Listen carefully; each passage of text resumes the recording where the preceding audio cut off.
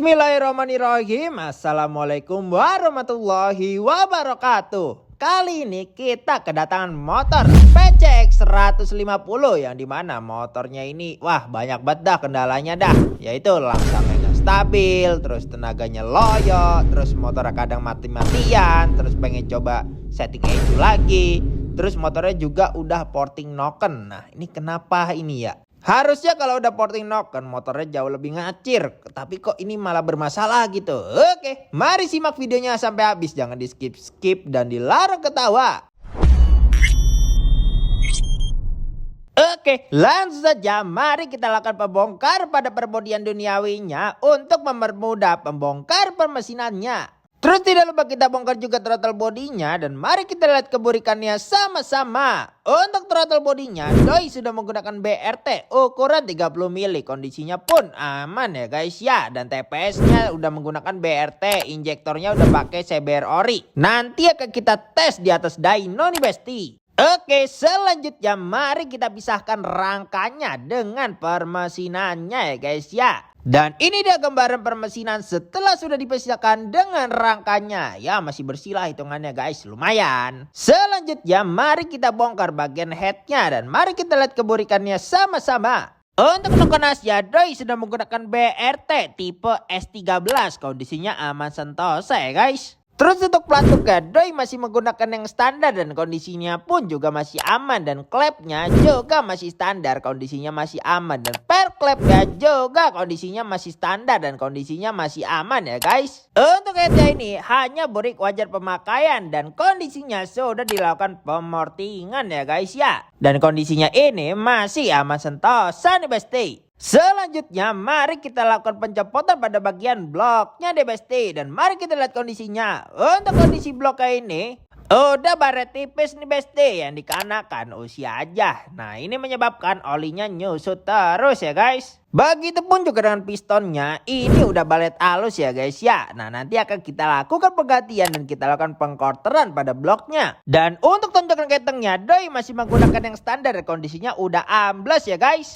Langsung saja mari kita edukasikan terkait part-part yang rusak pada motor ini, yaitu blok dan pistonnya ke ownernya. Jadi nanti kita minta izin untuk dilakukan pengkorteran pada bloknya. Oke, setelah ownernya sudah menyetujui, jadi langsung saja mari kita lakukan pembersihan secara keseluruhan pada permesinan motor ini ya guys ya. Tentunya dengan menggunakan carbo cleaner dan bensin kit, dan kita ratakan juga dengan kuas supaya pembersihannya jadi lebih merata ya guys. Dan ini dia hasil pembersihan secara keseluruhannya.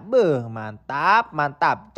Just pak. Setelah itu, mari kita beralih ke bagian persivitiannya. Di sini mari kita lakukan pencopotan pada bak CVT-nya dan mari kita lihat keburikannya sama-sama. Untuk rumah rollernya doi masih menggunakan yang standar dan kondisinya masih aman ya guys. Begitupun juga dengan kipas pulingnya, ini masih standar, kondisinya masih aman nih besti.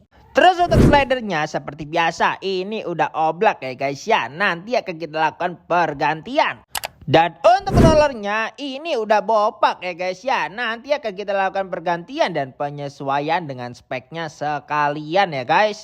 Untuk puli slidingnya ini kondisinya masih aman sentosa. Begitupun juga dengan seal puli slidingnya, ini nggak ada yang bocor ya guys ya. Hanya perlu kita lakukan pembersihan. Dan untuk kampas gandanya doi sudah menggunakan Dayton ini besti. Dan kondisi ini masih tebal hitungannya guys. Terus persivity-nya masih menggunakan yang standar dan kondisinya ini masih aman sentosa nih besti.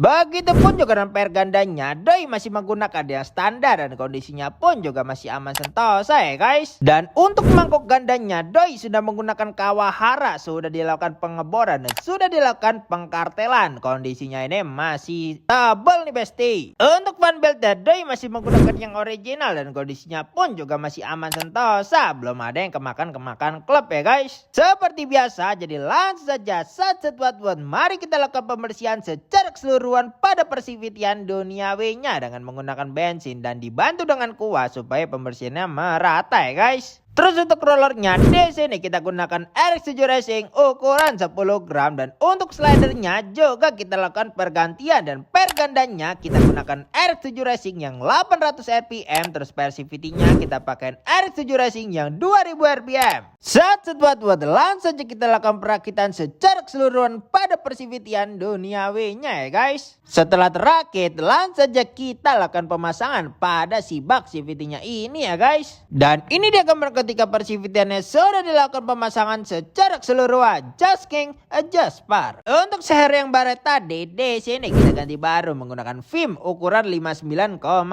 ya guys ya. Dan tidak lupa kita lakukan proses pengkorteran dan penghuningan pada bagian bloknya untuk mengoversize bloknya menjadi 59,3 ya guys. Dan ini dia hasil dari pengkorteran bloknya ya guys ya. Tuh ya udah kinclong seadanya, udah rata seadanya. Bejas geng, adjust par. Langsung saja kita lakukan pemasangan pada si pistonnya ini ke stang sehernya ya guys ya. Dan tidak lupa kita pasangkan juga si bloknya ini ke tempat dimana mereka berasal. Dan untuk tonjokan ketengnya di sini kita ganti baru menggunakan Honda no WKWK ya guys ya. Langsung saja kita lakukan pemasangan pada si tonjokan ketengnya ini. Oke, sebelum kita lakukan pemasangan di sini, mari kita lakukan perevisian pada portingannya ya guys ya. Dan ini dia hasil pemortingannya.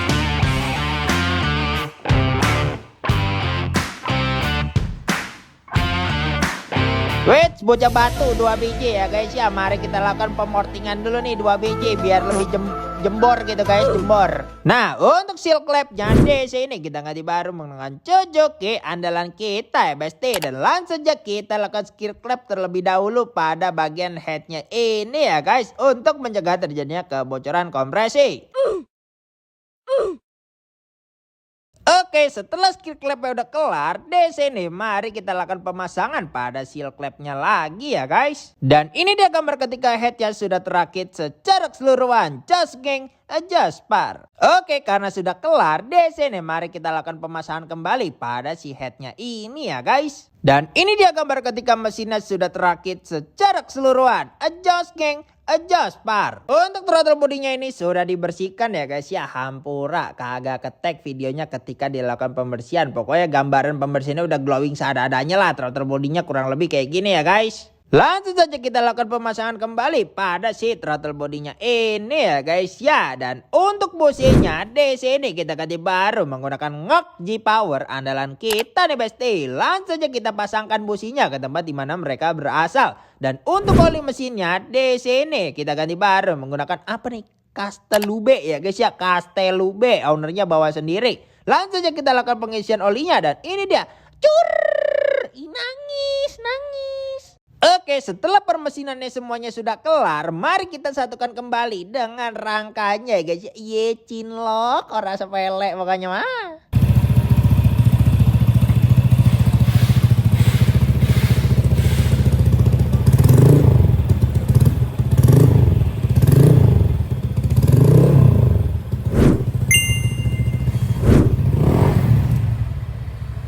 Nah, kita scanning ECU untuk mengecek kesehatan pada sensor motor ini. Dan kurang langsam itu masih ada gitu guys di motor ini. Jadi nanti akan kita lakukan penyetingan di atas dyno ya guys. Nah, untuk ECU-nya doi sudah menggunakan Juken ya Dade. Ya Allah, pantas aja motornya mati-matian, susah langsam. Ya karena ini ya guys, ini. Kelihatan motor pinjem nih, orang sama motor gedean motornya. Ya Sako Ninja apa Matic?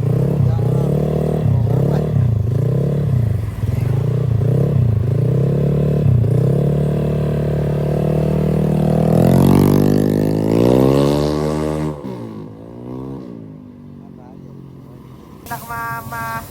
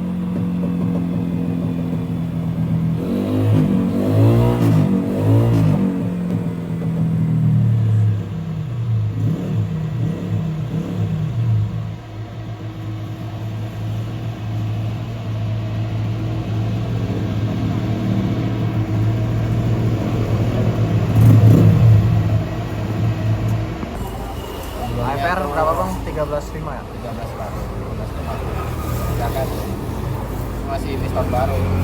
Nah sebelumnya tuh ini nih, sebelumnya nah ban bakar keringan 15. Nah setting udah berani kita betot, pertama kan di sini. Nah masih kering, tapi kena horsepower 14.2. Sekarang udah lebih basah nih, masuk 14.9. Dengan di RPM tinggi nih ya, kan pistonnya baru nih, jadi belum terlalu diketot tinggi banget. Nah tuh RPM 9.500, terus power masuk ke angka 14.9, 15 lah nih sentuh. Ini nggak bisa dibentuk terlalu lama, soalnya masih masa ingredient juga. Udah aman. Kemungkinan kemarin mati bang, kayaknya kekeringan bang, settingan ecunya. Kenapa nih foto mati-mati? Gitu ya. Ini aman sih kekeringan. Buat bakaran di ecunya nambahin banyak watt soalnya. Udah gue setting sih makanya bang, mungkin nanti aman. Iya. Nah gue sebelumnya juga nggak tahu ya, takutnya pemasangan kan lu tetap.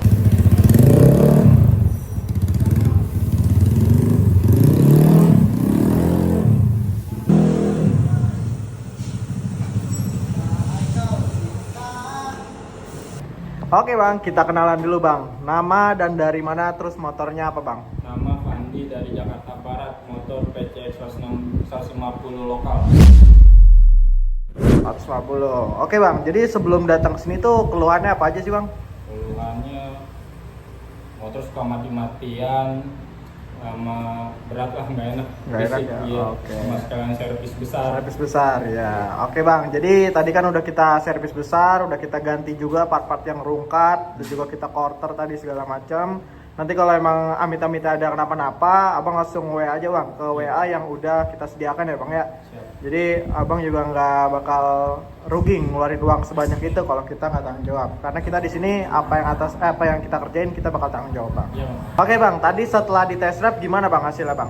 Motor enak, entengan, Oh, larinya ada, dan nambah tenaga. udah nambah tenaga ya. Berarti permasalahan dari keluhan motor lu udah terselesaikan nih bang? Udah. Udah. Oke. Tadi udah pas di dyno tuh dapat hasil berapa bang? Tadi 14 14,9 kalau nggak salah ya. 9 ya. 14,9. Dengan spek 59. 59. Oke bang. Iya. Ya udah bang. Kalau gitu menurut lu servis dan pelayan Johan Garrett itu gimana bang? Enak, nyaman, udah berasa kayak rumah sendiri. Ruang Iya, tunggu ruang juga tunggu enak ya. Bisa selonjoran, Bisa rebahan, selonjoran, TV ada, wifi ada, wifi iya, ada. semuanya ada. Oke, jadi bagi orang-orang yang jauh juga enak buat tunggunya Iya, ya bang ya. istirahat. Oke. Oke bang, kalau gitu semoga motornya awet dan Iya. yang terakhir salamnya apa bang? Salam Josmin Jospa. Oke, thank you bang. Ya, makasih. Oke guys, latar belakangnya motor ini adalah jadi tuh ownernya tuh kesini tuh pakai ecu standar ya guys ya. Nah pakai ecu standar, terus ownernya bawa juga nih ecu jukennya. Nah ternyata setelah disetting oleh bengkel sebelumnya, ecu jukennya itu mati-matian, berebet dan lain sebagainya. Terus ownernya nanya, bang gue punya ecu juken nih, bisa nggak nih disetting? Kalau bisa ya tolong settingin, kalau nggak bisa ya udah nggak apa-apa gitu. Nah karena ecu juken itu emang polanya itu emang kayak begini penyakitnya, jadi ya udahlah coba dulu ya bang ya, semoga bisa gitu. Alhasil setelah tadi disetting sama bang Johan di atas dyno, ecu jukennya ternyata masih bagus gitu.